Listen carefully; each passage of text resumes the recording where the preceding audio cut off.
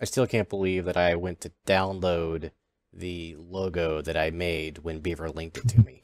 Yes, hello. He has free jacked your logo. Yes. Probably take credit for it now. Oh, he's already done it. Done what? Exactly. So, we were at the end of our last session. We were talking about work experiences a little bit. See We yourself talked about- out of room. So, yes. So I'm curious, Beaver, what are your work experiences in your life so far? The only job I've had is as a summer camp counselor. I remember when you did that. And I quit that to take summer classes instead. I It's remember probably when you one did of the that. best decisions I've made in my life. What was wrong with the summer counseling? I just, well, I wasn't being What? I wasn't being counseled. Okay, so what were you doing counseling people? I was teaching little kiddies how to make leatherworking and pottery. All right. And after about 4 years of hearing children slam clay against the table, you find a way to escape. And then I decided to take classes. So that's all my work experience. Did you hear that humans are being tested against some robots? Basically what's happening is EA got some robots and they got some humans and they're testing. And so one of the challenges was hunting. So at first the robots they beat the humans, and then they set the animals free again, but the robots just stood still and the humans won because robots can't recapture. Get it? Really? Get it? Get Really? it? Get it? Get it? Get it? Get it? Get it? Hardy har. Wow. Now I will sit here for 10 minutes as you talk about EverQuest and fishing. Okay, how about we continue on with the current theme about work? Because I was curious about your experience. I don't I'm have also much. kind of well. Here's the other thing too: is you're 19 now, so I guess I'm going to assume you're out of high school. Is that correct or incorrect? You're putting too much. Your goals are too high for me.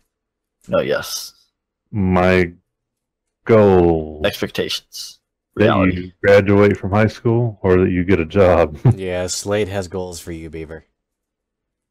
Since I can't get Ferb to work, I'm It's not the first person I'm going to disappoint. I'll tell you that right now. It's all right. I already have Ferb, so I know what disappointment tastes like. Yeah, that's wow. Tastes like napalm in the morning. Ouch. Poor Ferb. He's used to it. Maybe you're the one who needs summer counseling. Yeah, Ooh. Slade. It's very likely, but we'll make that the subject of another session. Someone asked me what I'm doing. Actually, that's I will in a minute. That's something we should actually talk about. Since we're starting this podcast thing, should we call each other by our gaming names that we know each other by, or should we start professionally using our real names? What is this professional thing you speak of? I'm professional. Professional existence. Nah, if I'm on the internet, I am Slade. You are Slade. If I'm on the internet, Yes. I'm XXX, no scopes for life. Well, that works. That's fitting. I thought you were more like, please wait, respawning. Yeah. Wait, are we bringing back PlanetSide 2 flashbacks? Your friendly Uncle Sam? So mad, I finally have a PC that can run a PlanetSide 2, and And no one will play it. Yeah. Finally, like, guys, I can shoot the people now. Whose fault is that? Wait, we know who that fault The is. governments. Same people who sat there and made me quit playing EQ. Mm-hmm. All right. They So could quit it. do you have any aspirations of employment? Aspiration? You mean like post college? Yeah. Well, are you going to college? I'm currently at a community/city college, Ah, okay. and I'm planning on transferring out in the spring. And what kind of major are you seeking? Finances. Ah, That's right. So you're planning on becoming a robber baron then? Yeah. Toontown. Well, no. I mean, I want to, like I said, I want to be a financial advisor. I want to help people, not hurt them. But I mean, there's no money in that, sir. Helping people is a financial advisors make some cash now. Look, the only way you can be a financial advisor and actually help people is if you become a billionaire and use your finances to be a philanthropist. Philanthropist. And even then, you're just handing people money and them not working for it. I like not working. Someone asked me what I'm playing. No. Okay. What I couldn't find anything about a philanthropist, but I found Philanthropica, which is a bus company. Okay. Wow. So what do you have, what's your goal with that, the financial thing for college? I mean, is there... Get a job! Yeah, but what field? Do you have anything in specific, or do you just like the idea of going for finances? I just like money. Hi, I'm Mr. Krabs. I like money. It's a quote from SpongeBob, the movie. It's a good movie. One of my favorites. What about you, Slade? Are you still planning on sticking with, is it, who you're with again? I am an IT professional for a company that is owned by a Japanese company. Isn't it Toshiba or Hitachi? Okay, it's a member of the Hitachi family. Oh, okay. Hitachi Limited has a large portfolio of companies. You know, they still have a company that makes locomotive engines.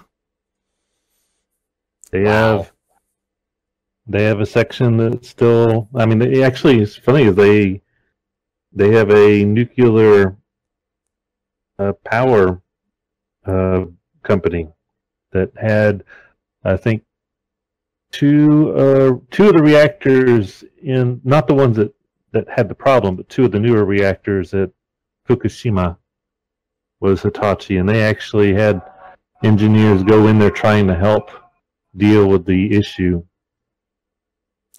Because it was a huge, big push by everyone to try to get things dealt with. I had no idea that they were that diverse. Oh yeah, I mean, all of them, all the big companies in Japan are like that. They always have sub companies focused on certain aspects. You know, like what's the car company? Shoot. Starts with an N? Nabushi. Oh wait, that's a class from For Honor. I know what you're talking about. I can't get it myself. Crap. But they companies like that, they have, all we see is the car company because that's one of the branches. But they've also got shipbuilding, and they've got, they build airplanes. They always diversify because that's how they keep the whole family afloat. If one industry is suffering, there's another part of the industry that keeps everything afloat, so it balances out. And Hitachi's no different. I think the original Hitachi company started in like 1880, and they were making these small motors for mining purposes. And that's how they got started. I'm guessing the owner of Hitachi back then, who started it, was one of the last samurai.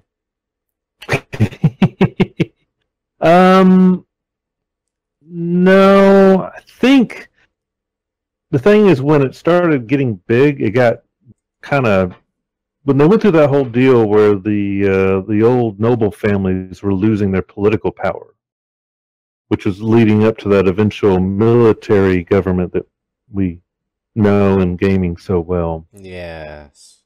The way the noble families kept themselves afloat was they went into business. So every one of these old, large Japanese companies, if you dig deep enough, you're going to see that it has its roots in one of the old noble families. You know, they had their land holdings, but the land was being taken from them and their political power. So they took their already considerable wealth, put it into business, and just basically transferred themselves into that kind of power. Or at least, you know, the ones that were smart did that. Interesting. And I'm trying to remember the name of the noble family that basically was behind Hitachi. Can't remember. There's a book. It was in one of the Hitachi offices, and I was visiting in Atlanta for some training, and they had it in the waiting room. I was reading through it occasionally, but yeah. You seem quite knowledgeable when it comes to Japanese history and industrial change. You know what? For an American, knowing anything makes you quite knowledgeable about Japanese history. Very true. I watch anime. Does that count? Kind of. Yeah, they didn't have a lot of girls running around with big swords and back then. So it may not. Trust me. I know what I'm talking about. Yeah, Beaver's a professional in his field. Oh, I'm sure. You have your field. I have mine. And let's see, you do mostly server-side maintenance, correct? I do primarily remote administration for a particular company, and I've done a little bit of on-site work. Beaver, your mic's open. It is? Yes. Does my button get stuck? Oh, God. What the heck? There you go. Okay, sorry, I was distracted by the constant white noise. Which I'm sure you'll edit out. I might be able to, yeah. Yeah. Wait, now oh, there we go. Now it's working. What is happening? You got the wrong button selected? Are you in the right podcast? Have you worn your button out? Do you need to use voice activation? Oh, God, no, please don't. Let's save my discussion of employment for later, because it'll be a little bit longer. So, Shrike, how about you? Let's see, I started off, my first job, I guess, was working with my father building staircases. Really high, really high-quality, fancy staircases in rich homes. Circular stairs, just really nice, beautiful. Really just big pieces of furniture, honestly. They were really nice. Right. And I graduated from that to window cleaning. And I say graduated because I enjoyed it more. It was just much more constant, much more fluid. I feel like the fumes. Ammonia smells good. Yes. And then after that, I got married. Actually, during that, I got married. While you were cleaning windows? Wow. Yep. Very intense. Really special occasion. I had my clients be my groomsmen. Got married, worked at a deli, which is Which one? Really nice. It was called the Well House. A really nice deli in here in North Carolina. And then, after moving to Tennessee, I got a job, my absolute favorite job ever, at a veterinarian's office. Cats. It was very up and down. You know, a lot of people say, you know, I want to work at a vet's office. It would be so awesome, so happy all the time. But really, it balances out because you have... Shrek enjoys putting animals down. Beaver. You have it almost polarizes in a way, balancing out sad times from happy times, and the way it balances is almost like you're in a neutral phase most of the time. and you're not really as happy as you think working at a vet's office would be, or as sad, so to speak. You know, you put a lot of animals down, or you save a lot of animals' lives. You know, like I said, it balances out. Manic depressive, then. Really, yes. But you have to be a special person to be a veterinarian themselves. After seeing a lot of the things that the vets themselves went through, it really deepened your appreciation for the field and for what they do. Then, that was right when I became disabled. So then I became a professional gamer. And how's that career working out? Seems to me you're doing okay with something. Yeah, I haven't gotten paid yet. Still waiting on that back pay.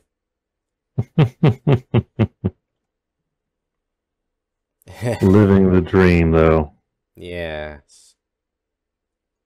But no, that's why I wanted to start getting into doing the media thing that we're doing now, with just having fun with the hobby that we have of filming and editing YouTube videos, and I've had a lot of fun with that. I've played with video editing in the past and thoroughly enjoyed it.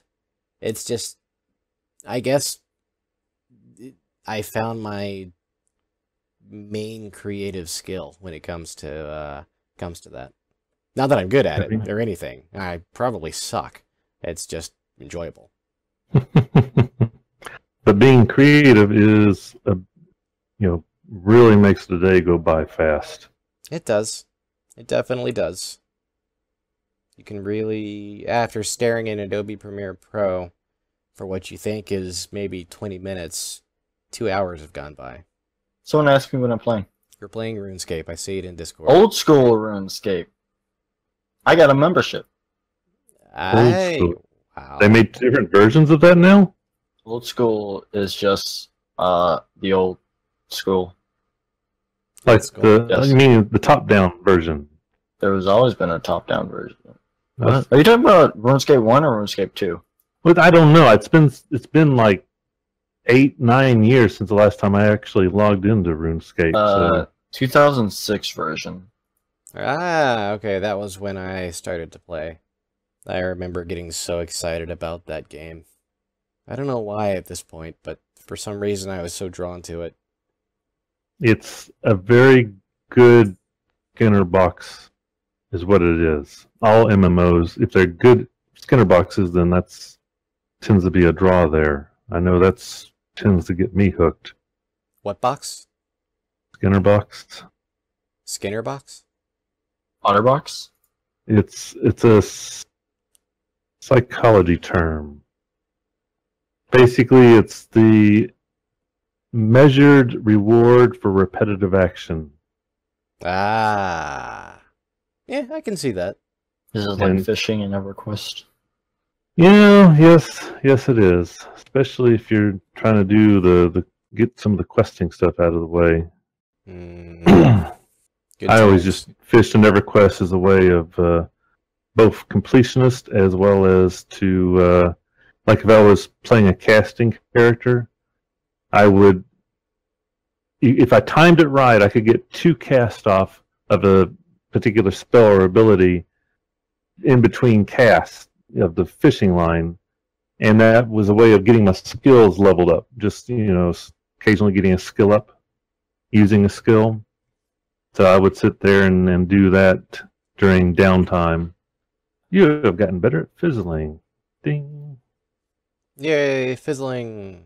That's something I have to admit I'm trying to think of any game that had that type of motive where you could fail on a cast as a skill check.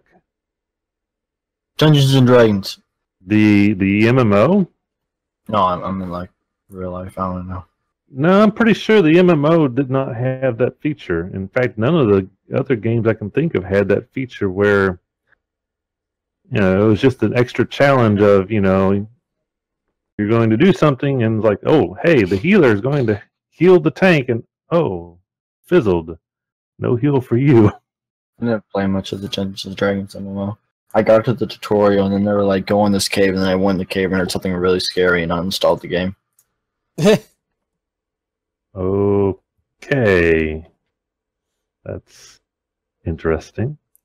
Well, he is a disabled beaver. He can't run away as quickly as others, so he has to be cautious. Practice your sneak and hide ability. Yes. And make sure the wheels in the chair are lubricated. Squeak, squeak, squeak. I've actually got a problem with my crutches I've got to fix when it comes to that. Definitely in really quiet audience surroundings, I have to make sure they're definitely lubricated because it can get very loud. So yes, Beaver, you need to make sure your wheelchair wheels are properly lubricated. In my wheelchair? So that you won't get shot by the gremlins.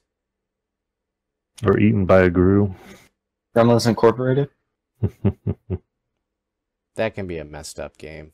Which one? Oh, that From one. board games perspective, it's stupid. A lot of people are trying to get your attention in Gamer House right now, Shrike. They want you to go to space. I know. I've already told them to go away. But from a board gamer's perspective, Gremlins Inc. isn't really that good of a game. It's honestly, I'm not a big fan of virtual board games. I'm really the only draws I've ever had are Tabletop Simulator and Gremlins Inc. And even then, I was extremely dubious about Gremlins Inc. I was not even gonna think about. It was free for me, so I accepted it. But if you look at, go ahead. Beaver, I was talking. I was talking also, and I said go ahead, and now you interrupted me. So No, I'm done. well, you know what? I'm done also. Okay, yeah. Gremlins Inc. isn't a good game because it's not like when you win a game of Gremlins, it's not like, oh, I was the better player. It was like, hey, I got the best cards, and I didn't get screwed over as much by the random events as anyone else. That's all it is. It really Might is. as well just Monopoly. It's RNG simulator to the extreme. It's more RNG than Monopoly, which, because at least in Monopoly, you know, you have to have like somewhat level of skill. Like you have to know to buy the stuff. But Gremlins, it's just, okay, I hope I don't get everything taken from me. It's just stupid. I too agree with this statement. Did you play Gremlins Inc? A little bit with you guys. Yeah, I didn't. I think you were there, Beaver. Yes, you were there, Beaver. Once. Now I know why he didn't like the game. But yeah, it has a weird draw to it, though. I never would have even thought about playing it, much less buying it, until it was gifted to me. And after which I, for some reason, became addicted and started gifting it to other people. It's just got that... I don't know, it's a unique game. And then once those people... Because I gifted it to the same people who had the same feeling as I did. They didn't like board games. They didn't really have an interest in it. And then once they start playing it, it for some reason, it just has a draw. It's very addictive at times. And then at other times, it makes you want to throw your computer out the window. I mean, honestly, if you have Tabletop Simulator, you can play better board games. Being really honest here. I have it. I honestly have yet to really use it. We should play board games. We should play board games. Is Risk on there? Ooh. Okay, no, we are not. No. Come on, if we're Beaver. doing, no, not Risk. No. Come on. If we want to play a game like that, I will not mind Access and Allies or Diplomacy. That would be fun. What's Diplomacy? Well, Google games that ruin friendships, and Diplomacy is #1. It's a game that requires you to backstab your friends. I'm interested. It's set pre-World War One. Ooh. And so Victorian era? Yeah. It's like by pre-World War One, I mean like it's about to go down. Ah, Victorian era. You're asking an awful lot of historical context from the Beaver. Yeah. Basically, it's everyone's going to get a country, and then what happens, but except there's no sides, you know? I don't know. Everyone gets a country, and then you can attack people, and there's no die rolling. So basically, it requires you to have friends that help you, aka supporting. So you spend like 30 minutes walking around to people, and like, hey, do you mind supporting me in my invasion of Russia? And they'll be like, sure. And so what will happen is at the end, everyone writes down their orders, and then you reveal the orders. And so you'll see if that person actually supported you, because if they don't, then they'll be like, okay, even though I told this guy I'm supporting him, it's a better play if I just straight up invade him. So when their forces go to battle and they're all depleted, I just enter in like, hey guys, how's it going? So that's where the backstabbing part of diplomacy comes in. And this is in Tabletop Simulator? Well, we can make it. You actually, diplomacy is a really popular game. You can even play it via mail. Interesting. What would be the easiest platform for a group of friends to play this on? Like, say, if they just hear about the game and they want to get into it. Well, they can always buy the board game and meet up. But I don't think that's in the plans. A lot of people prefer, because you really don't need, because it's a long game, because you spend a lot of time diplomacying.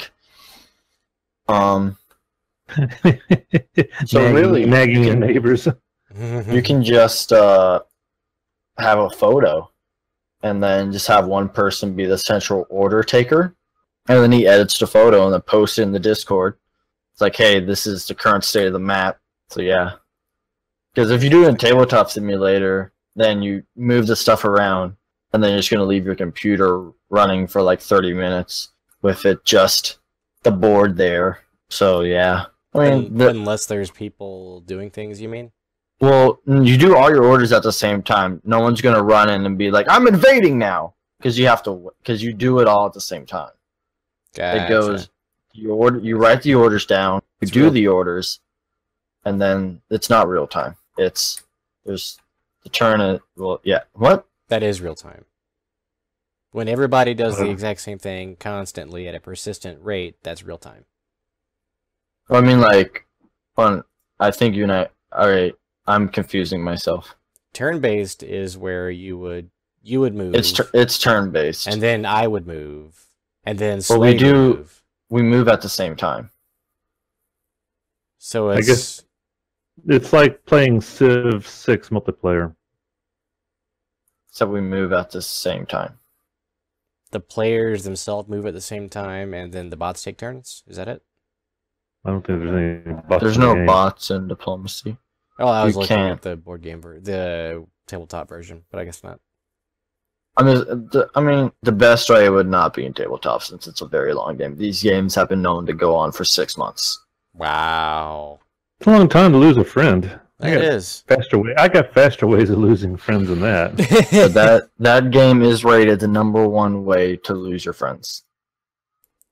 If you look it up, you'll see. Games that would take that long and that much devotion, I could see how that would be the case. How you would be salty towards somebody after 5 months of planning, maybe even collaborating with them, and then that's 6 months just getting stabbed in the back. Oh, that's like, I feel the salt already just thinking about it. Sounds like being in a raiding guild with your friends. But really, you can play any game in Tabletop Simulator because they have this workshop support. Yeah. But there's certain games that obviously would be better, like real life or just because there's no die rolling, like I said, battling is if one unit goes into another, they kill each other. Oh, so they both die. Yeah, that's where that's why you need people to support you. I see. He who has the most at the end wins. Apparently. Basically Risk, in a way. Except no die rolling and more. It's an extremely complicated version of Risk. What do you mean complicated? Complex. Well, complex in the sense of its people. Yes. Also, you're not necessarily making overt moves in the game. Everything is covert. So, and the game players represent one of the 7 great powers of Europe, 1901, spring of 1901. I'd halfway rather, actually mostly just rather would play myself a multiplayer Victoria 2, even though I've gotten used to Hearts of Iron's graphics. You know, actually, after playing Hearts of Iron and going back to Victoria, it really spoiled you, because I love Victoria. I started playing Victoria years after it came out, and fell in love with it. But after coming back to it from Hearts of Iron, it was such a huge difference I could barely stand it. It has not aged well. Yes. I do really and sincerely hope that Paradox will put out a Victoria 3. Because it really was my favorite of the entire series. Mostly because I do love that era. I like the development. You know what you had to do to develop the nation. Yeah, exactly. That was really cool. It was a bit more complex than Hearts of Iron or Europa was. Yeah.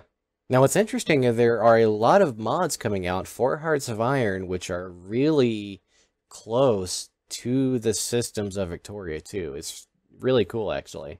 It's a very disjointed union. It's not necessarily as clear-cut as the original Hearts of Iron was. Yeah. The politics makes it a bit more interesting, and also I've noticed in the few games I've played, it's not necessarily easy to steamroll things. I'm just so happy that we have the frontline system in Hearts of Iron, the new Hearts of Iron, as opposed to Hearts of Iron 3, where you had to individually manage every single province and unit, whereas now it's autonomous. I don't know how people played, dude. Seriously. I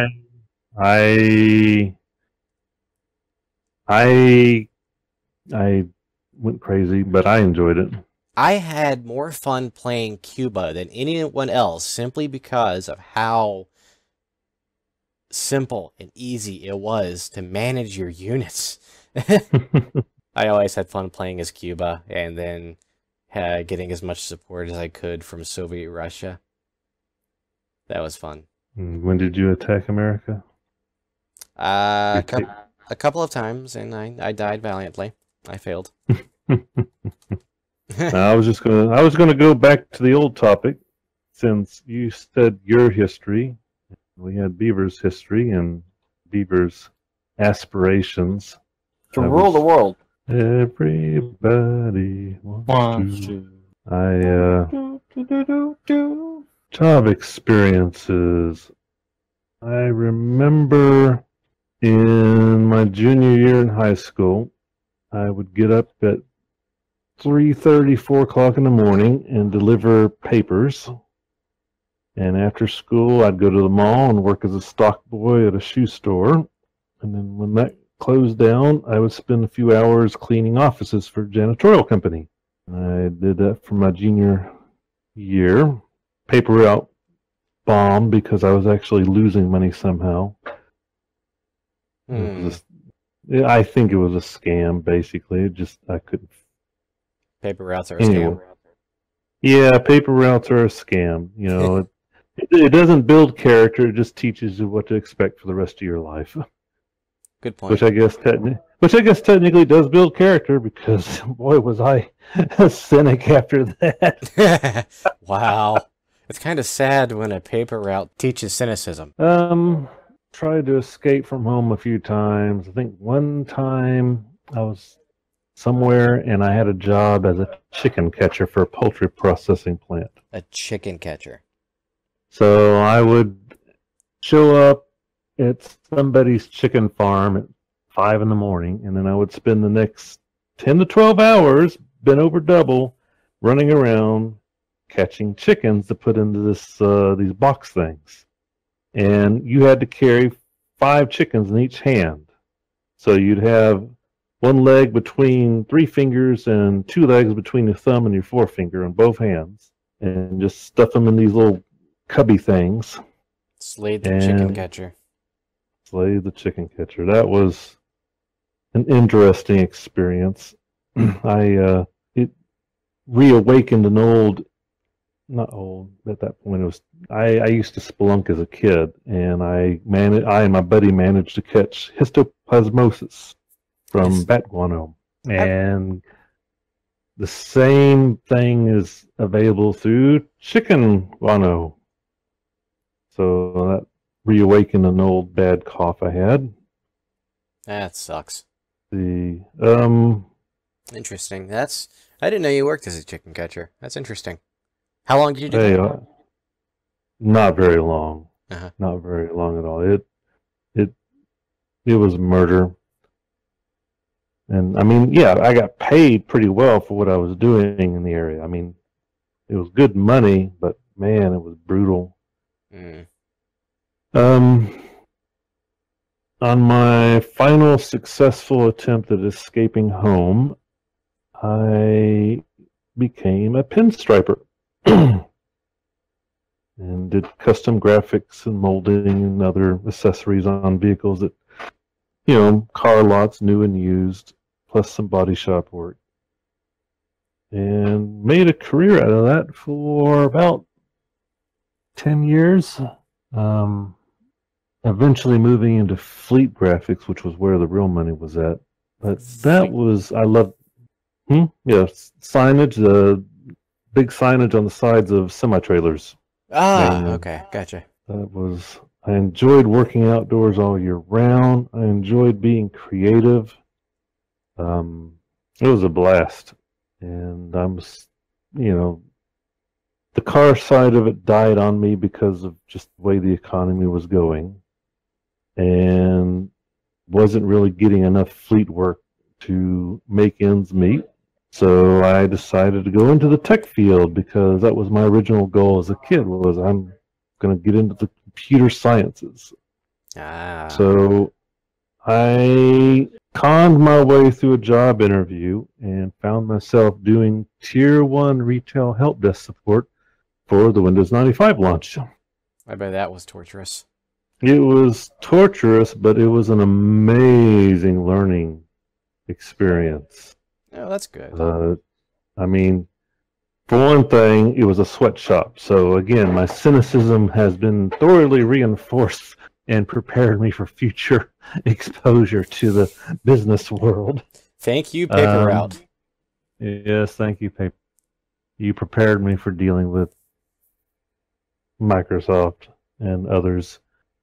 So I did that for about 2 years until the sweatshop had basically gotten to the point where they did not care about quality anymore.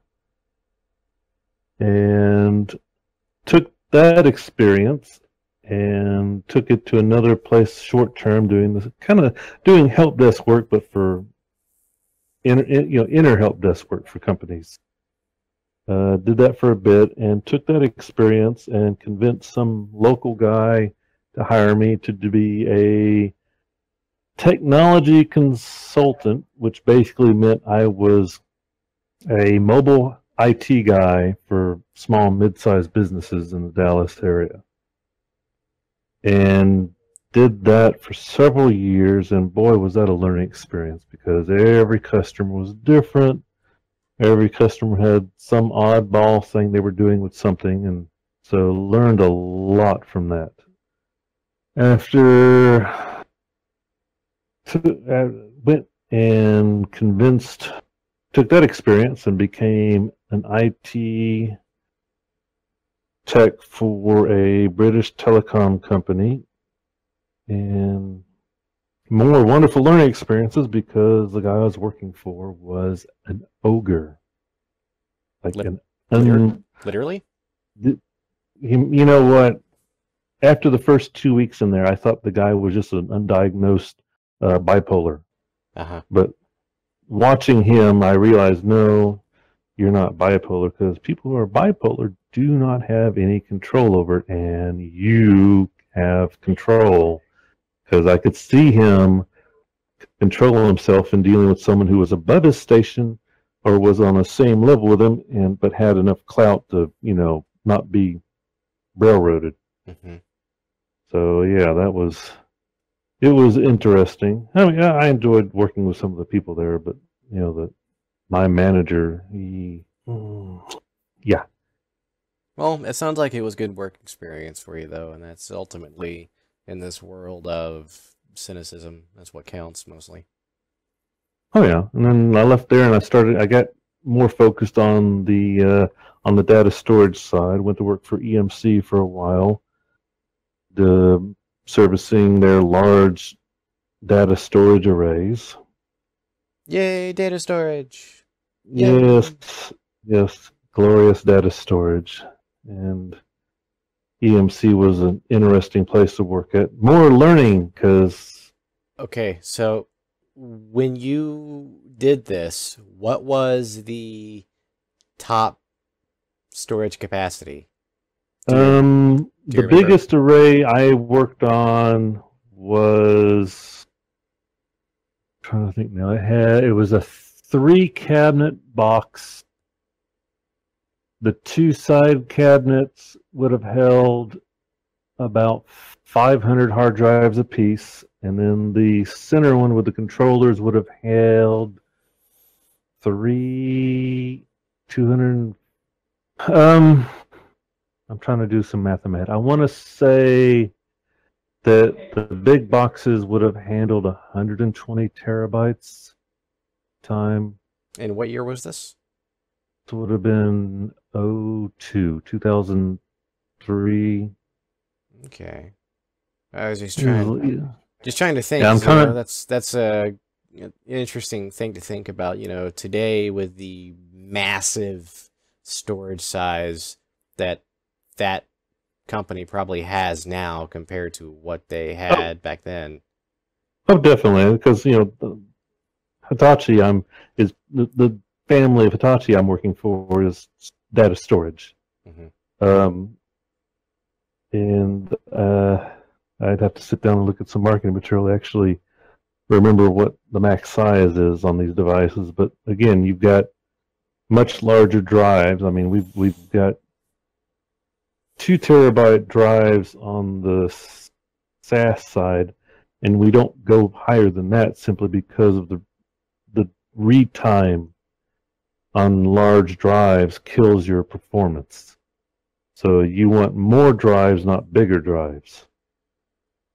So there's a logical limit there, unless you're going solid state. And if you're going solid state, then you might as well just make the thing out of solid gold while you're at it, because it's so expensive. Yeah. But when I left EMC, I had about a 6-month break, and that was actually I did a little bit more sign work while I was looking for other stuff to do, and I actually got my biggest payday ever. I had, over a 3-day weekend, I had some signage for this housing development I did, because they had a huge wooden fence they had built around a lot of the area around the center, and I went in and I put in these 6-foot tall by, I want to say, 22 feet long signs that I installed. It was just vinyl over the wood. And I think I forget how many I did, but I basically earned $3,000 for my labor for that weekend. Wow. So that is like my biggest, when you talk about hours, hourly rate, that was my biggest thing I've ever done in my life. I mean, it was. That's crazy. It is crazy, but it was. I mean, basically, they treated it like a contract. With the expectation I was going to sit there and hire other people instead of just going out there and doing it by myself. But I knew what I was doing, and I was able to sit there and do it by myself. That's beautiful. That's perfect. Because I used to do the same thing when I did the semi-rigs years ago, because the first time I had to do a particular project, there would be 2 of us there, and we'd spend 2 days working it out and getting everything figured out. But by the end of the contract, I'd be doing them by myself and probably, finishing it in like 4 hours. Okay.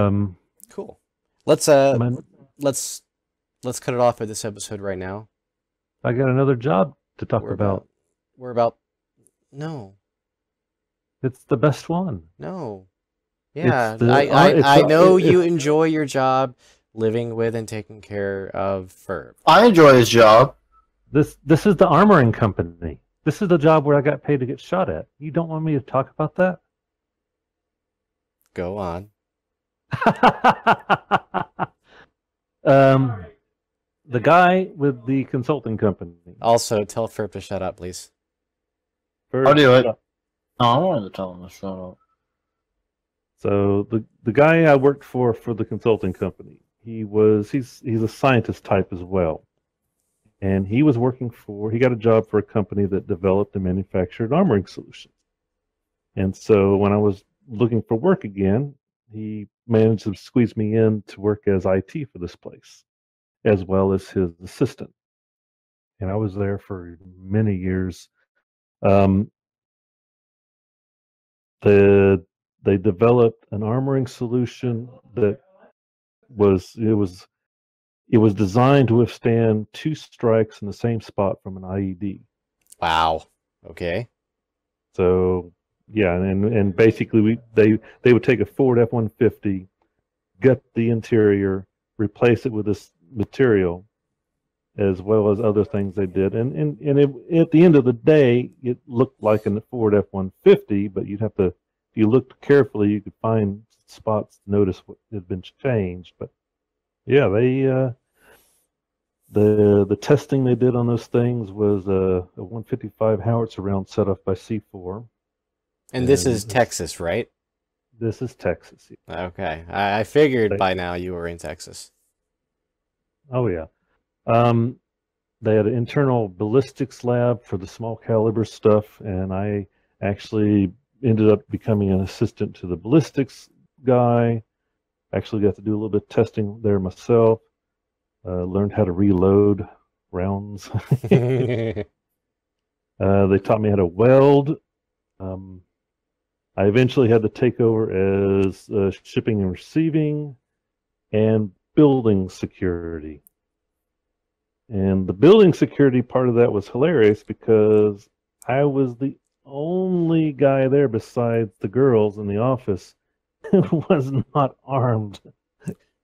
So the unarmed guy was building security. In fact, they got me a poster of Barney Fife from the Andy Griffin show. That's awesome. Oh yeah, and we did some testing on some equipment. There was a company that developed a sniper locator device, and if you've ever seen pictures of Humvees out in the Middle East, some of them have these big rods with like 8 spokes coming off of it.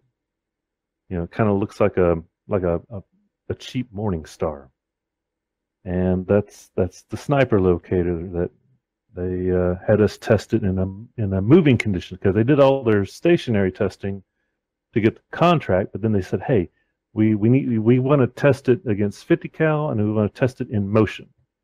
So we took it and mounted it to one of our armored F-150s, and we drove down to Waco to the testing range where we did the 50 cal testing.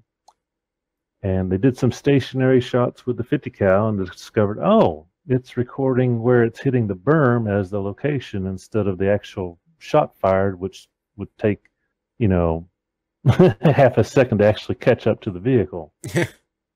So they're like, okay, well, we're not going to do any 50 cal motion testing. I was like, okay, thank you, because the armoring we had was almost at the V50 for a 50 cal round. So I was the owner of the company was actually not happy about what they wanted me doing there, but so I just got to drive back and forth on the round while my ballistics engineer and the guy who worked who kind of managed that range got to fire off at me. They were just grinning like idiots. So yeah, I got paid to drive an armored vehicle on a firing range while coworkers shot at me. Best job ever. Well, Beaver, before we wrap it up, anything you wanted to say? Do you want to end the show on a happy note or a rich people are stupid note? Okay, that was fun. See you next time, No, everybody. well, no, take your pick. Happy note.